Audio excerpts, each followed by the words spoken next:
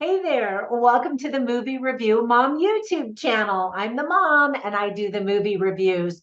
And my goal is to give you the heads up on filmmaking quality and content so that you can make the best decision as to whether or not you want to spend time or money or both sometimes watching a specific film. If you are brand new to my channel, welcome. I'm so thrilled you're here. I've been waiting for you. And if you are a returning subscriber, thank you. I truly appreciate your support.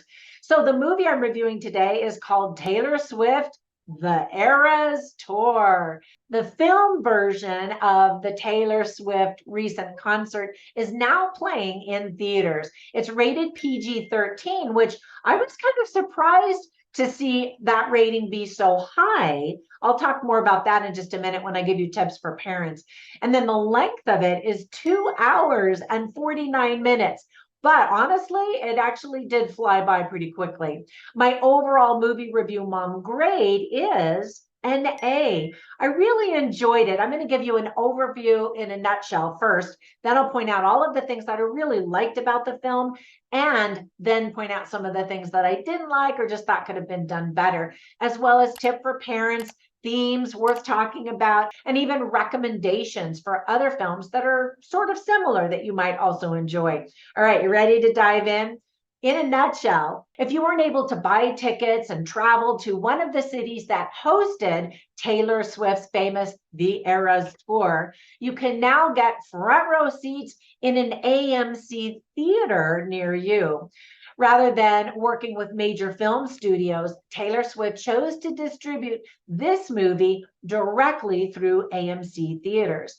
The movie version of her tour was directed by Sam Wrench, and you'll be able to see more in this film than if you actually did go to the concert where you might have been way up in the nosebleed section, right?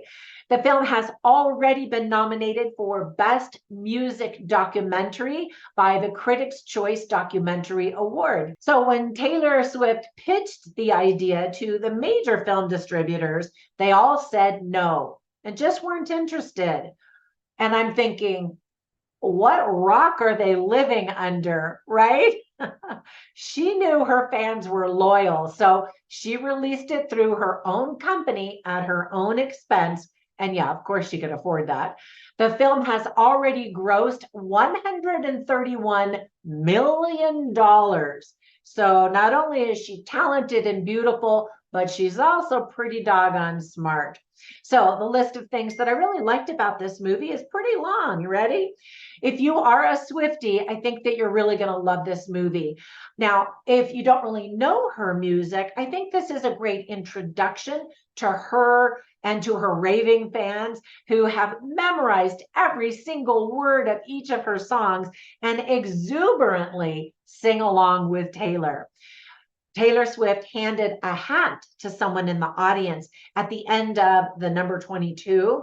And as it turns out, the recipient was Kobe Bryant's daughter, who gave Taylor Swift an award for selling out at the Staples Arena 2 times.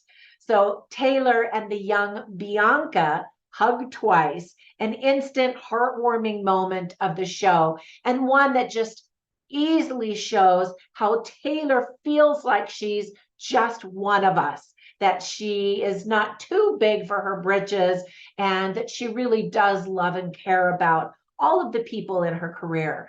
And I don't know her, never met her, but she definitely seems to be the real deal. And people love that. People crave that in a celebrity. So the movie crushed all box office ticket sales during its opening weekend, and it's still going, of course.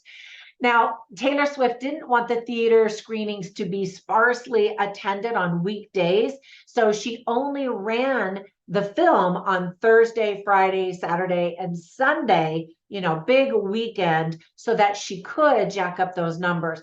But I mean, that was smart because a lot of her fans are busy going to school or working anyway. And so, again, she's just a smart cookie. The direction of the film gives you the best seat in the house. Truly, you get to see Taylor very up close and personal, but you also get shots of singing fans and aerial views that are really cool, that show how huge this arena is. I loved the costume changes and set designs. And of course, I had to laugh when she just comes out basically wearing a glittery bathing suit. And I thought, well, yeah, if I had her cute figure, I probably would too. And the fans absolutely screamed every time she walked on the stage with a new outfit, which just is so cute. And it just so readily shows how much they adore her and everything that she touches in her life. Taylor Swift captivates the audience when she's alone on the stage just as much as when she has dancers, backup singers, and other staging gimmicks with big set designs and all of that kind of stuff.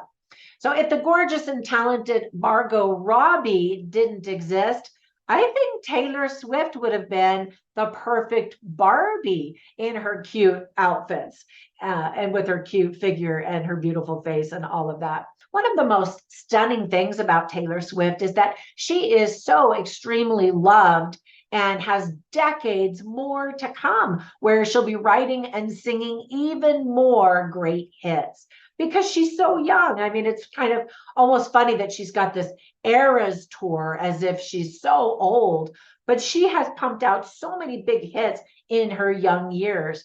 The movie features Taylor Swift's diverse team of backup singers and dancers and truly seems to be just loving the experience. Now, with all of that praise, there were just a few things that I didn't like or thought could have been done better or differently. For example, if you think that you're going to be able to sit in your theater seat and enjoy the show, you're going to be a little bit mistaken. Fans are going to stand up and dance and sing all around you. So be prepared to stand up for that long of a show, unless you're going to go during a time where you think it's not going to be crowded.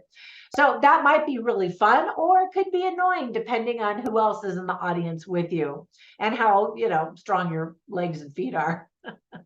So if you're expecting some behind the scenes interviews, you'll be disappointed. It's not a documentary like that in the standard sense.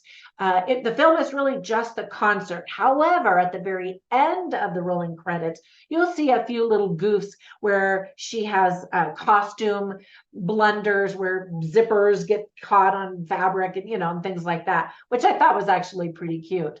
So at a length of just under 3 hours, watching the movie is a serious investment of time. The good news is that it's 3 hours of fun. And as I said earlier, it really does seem to go by very fast. There's something really special that happens at Taylor Swift concerts that the movie didn't really capture very well. And that is friendship bracelets. So attendees of Taylor Swift shows always bring friendship bracelets to exchange with one another, which I think is so cute. We get to see a few clips of girls wearing them and oftentimes stacked up, many of them on their arm during the final rolling credits. But I think it would have been cute to see the girls actually swapping them with each other during the concert to show that that's a very real part of this whole experience that Taylor Swift concerts presents to predominantly girls, but there were definitely guys there singing their little hearts out too. It's something that concert goers really look forward to for Taylor Swift concerts specifically. So my twin sister's daughter-in-law went to go see it, and she is such a Swiftie, and they were driving to the theater, and she had been to the live concert as well. But anyway, they were almost at the theater when her daughter-in-law said, "Oh no, I forgot my friendship bracelets." So even though that is part of the concert, she was fully expecting it to also be part of the movie watching experience in the theater, and it was. So let me give you some tips for parents. First of all, as I mentioned earlier, I was surprised that the film got a rating of PG-13. Then again, Taylor Swift wears a lot of skimpy outfits and sings songs with a touch of profanity.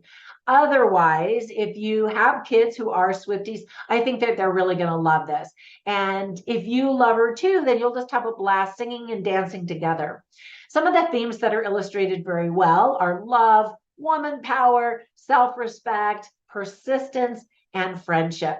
All right, so while I was watching this, I kept thinking, what other concert movies have I seen that are somewhat similar? One that I thought of is Justin Bieber, his movie Never Say Never. I remember being in the theater and people were lining up and dancing, and that was a really fun experience. Another one is Michael Jackson's This Is It. Now, I know we're going back a few years, but that also had that energetic fervor that this one has with, some screaming girls and all of that. And then another one that I thought was equally as fun with great costumes and set designs and backup singers and dancers is Katy Perry, the movie called Part of Me. So check those out if you haven't seen them before, if you like those artists, or you just want another fun experience in the theater, singing and dancing and feeling young again. And who doesn't want that?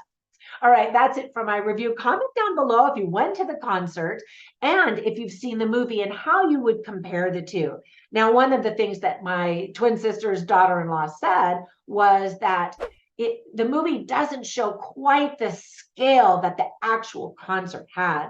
Now, of course, I haven't been to the concert, but I did think that the director did pan out where you could see how huge this arena was.